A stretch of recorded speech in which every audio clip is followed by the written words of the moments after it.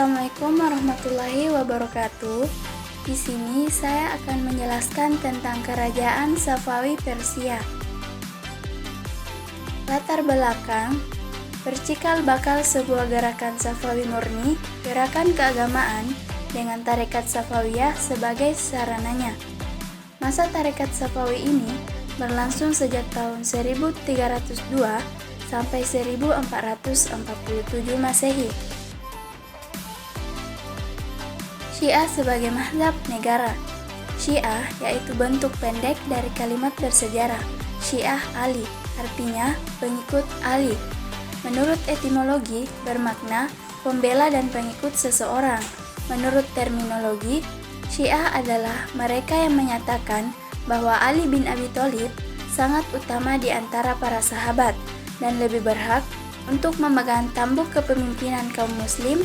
Demikian pula dengan cucu sepeninggalan beliau. Kepercayaan Syiah. Kaum Syiah meyakini bahwa para imam Syiah adalah sumber pengetahuan terbaik tentang Al-Quran dan Islam.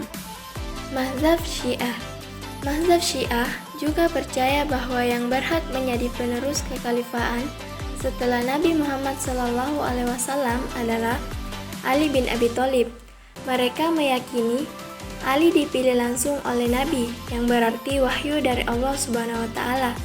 Kaum Syiah hanya berpusat pada perawi Ahlul Bait saja. Perkembangan Safawi.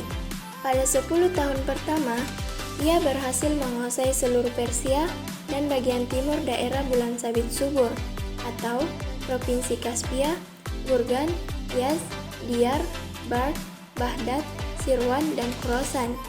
Ambisi politiknya mendorong untuk menguasai Turki Utsmani yang dipimpin Sultan Salim. Tapi, dalam perang, ia mengalami kekalahan. Kekalahan itu membuat rasa percaya diri sang raja luntur, sehingga membuat kehidupannya berubah menjadi lebih senang berhura-hura dan berburu. Keadaan ini menimbulkan dampak negatif, yaitu terjadi perebutan kekuasaan antar pemimpin. Sistem pemerintahan.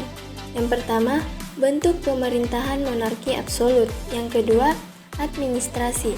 Administrasi terbagi atas 4, yaitu secara horizontal, pembagian berdasarkan pada kesukaan. Secara vertikal, pembagian mencakup 2 jenis, yaitu istana dan sekretariat negara. Aktivitas penyelenggaraan negara dipercayakan kepada amir, para kepala suku tingkat atas, dan wazir atau menteri yang tergabung suatu dewan atau jangi. Urusan rumah tangga ditangani oleh lembaga khusus yang dikepalai oleh kepala rumah tangga raja atau nazir buyutat. Di sana ada suatu bengkel kerja. Masa kejayaan bangsa Safawi. Yang pertama, bidang ekonomi. Penguasaan Kepulauan Hormuz dan Pelabuhan Gumrun yang diubah menjadi Bandar Abbas sehingga ia berhasil menguasai jalur perdagangan. Yang kedua, bidang pendidikan. Berhasil membangun lembaga Syiah sekolah tinggi yang berpusat di Isfahan, melahirkan pusat kajian ilmu nafs, dan mayad. Melahirkan 2 aliran filsafat, yaitu filsafat peripatetik yang dikembangkan oleh Aristoteles dan Al-Farawa, dan filsafat isyraqi yang dikembangkan oleh Suhrawardi pada abad ke-12. Yang ketiga yaitu bidang ekonomi, sosial, dan budaya. Telah berhasil meningkatkan produksi di sektor pertanian dan tekstil yang dikuasai kerajaan dan mengadakan kerjasama dengan negara-negara Eropa. Yang keempat yaitu bidang seni. Telah berhasil membangun 162 masjid, 48 perguruan, 162 cara fabcharis, dan 273 pemandian umum. Berhasil mengembangkan seni lukis Timuriah. Masa kemunduran dan keruntuhan bangsa Safawi. Syekh Hussein yang memberikan kekuasaan yang besar kepada para ulama dan sering memaksakan pendapatnya kepada penganut Sunni, ketidakcapaian para penguasanya untuk mengendalikan sistem pemerintahannya seperti Sultan Safi, tidak memiliki kepedulian terhadap problem sosial kemasyarakatan sehingga posisi ulama rasionalisme memainkan peran politiknya.